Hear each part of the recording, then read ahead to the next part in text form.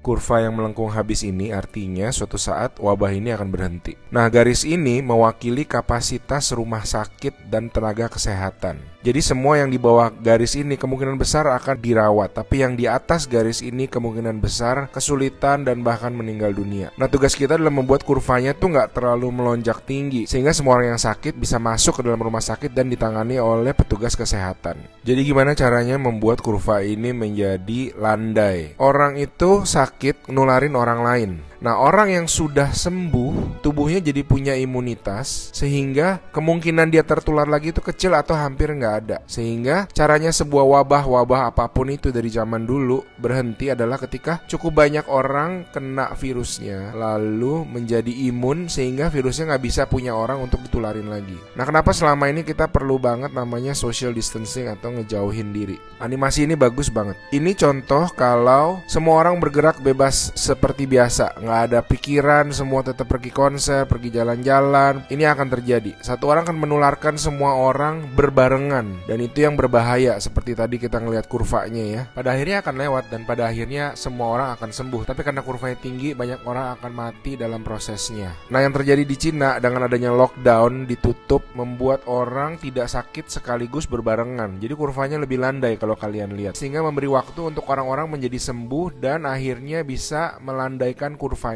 Nah, sekarang kita lihat kalau kita lakukan namanya social distancing, yaitu kalau nggak harus banget nggak usah pergi keluar, kalau nggak penting-penting banget nggak usah ketemu temen, nggak usah ada social function, semuanya ditunda dulu. Kita lihat apa yang terjadi. Nah, bahkan ini ada simulasi satu lagi. Kalau social distancingnya itu bener-beneran ekstrim, orang nggak boleh keluar, ada jam malam dan sebagainya. Ini yang terjadi. Kita lihat beda banget kan. Jadi ada orang yang akan tetap sakit, tapi mereka bisa masuk rumah sakit dan dirawat.